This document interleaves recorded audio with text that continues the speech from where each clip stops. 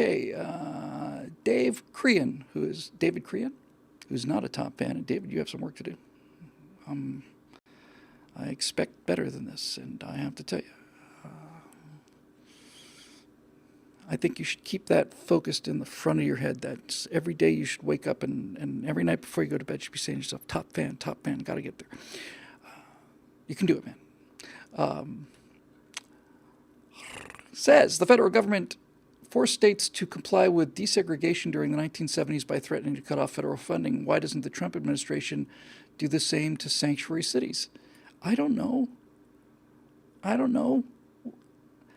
have to say that I've seen Donald Trump do some amazing things. The most amazing thing I've ever seen Donald Trump do in terms of just sheer animal instincts was to bring Bill Clinton's 5 assault or rape victims to the second debate and neuter the entire war on women argument. That was the smartest thing I've seen anybody ever do in politics. The second smartest thing I've ever seen anybody do was when Donald Trump said, okay, you want to be a sanctuary city? We're going to take these illegal aliens. We're going to take them to the city limits of San Francisco. We're going to stop the bus just outside the city limits, and armed guards are going to get out. This is what I would do. I would say armed guards are going to get out. And as these people come out of the buses, we're going to make an announcement to all of them. While we don't agree with it constitutionally, nevertheless, the people that live in the city of San Francisco have declared themselves to be a sanctuary city. This is the line. On the other side of that line is San Francisco. You'll be able to find the limits of the city on any map. In fact, here's a copy of the map printed at taxpayer expense. Since they're claiming a sanctuary city, you can go in there and abide by the laws of San Francisco. But if you take one step outside of the city limits, back into America, you will be arrested and deported immediately. Any questions? And make them understand if they leave San Francisco, then all bets are off, and we're going to be watching. And then I think it was Cher who said, "But we already have so many homeless people in Santa Monica, which is all you need to know about these people, right? We should be sanctuary cities and let in all of these illegal aliens, but not near me. I mean, I'm famous and stuff." Somebody I know drove Cher in a limousine. Back when I was a limo driver, I don't remember who it was, but I do remember it was Cher, and and I actually do believe this. I really do. He said he could tell from the conversation that was going on in the back seat. This would be 1989 or 90. He said that he was driving Cher, and Cher was talking to a couple of other people and her agent and the rest of the handlers.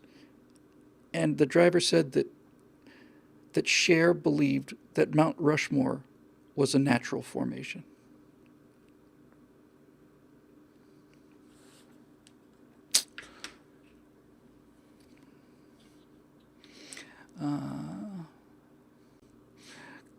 Christopher Dale Goodwin, top fan.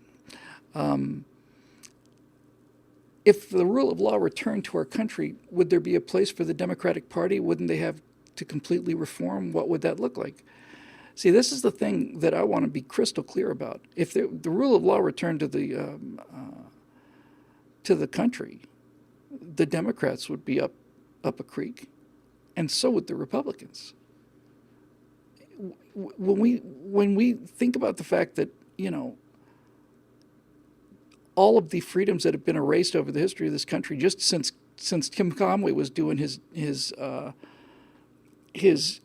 elephant sketch. If you think about all of the damage that's been done to this country and belief in the country in that period of time, you will find that during that period of time, there's been more or less equal amounts of Republican-controlled House and a Democratic-controlled House and a Republican-controlled Senate and a Democratic-controlled Senate, a Republican president, Democrat president. So the rule of law would be great for the country and bad for both political parties. But with that said, yeah, I mean, I can imagine a world where what's her name, Omar, is deported. I mean, there's certainly legal grounds to deport her. And what I'm kind of sensing is is just the opportunity, and it may just be the opportunity, and may just break my heart some more. But it's almost like there's like a little tiny window where you could actually recover the country. You'd have to, and and and if that were to happen, then then the election of 2016 would be the most significant event in the history of the country after the founding. So how about that? What a thought! Just all of it. And if it turned out you ended up rounding up a bunch of Republicans who were breaking the law, even better, as far as I'm concerned, even better.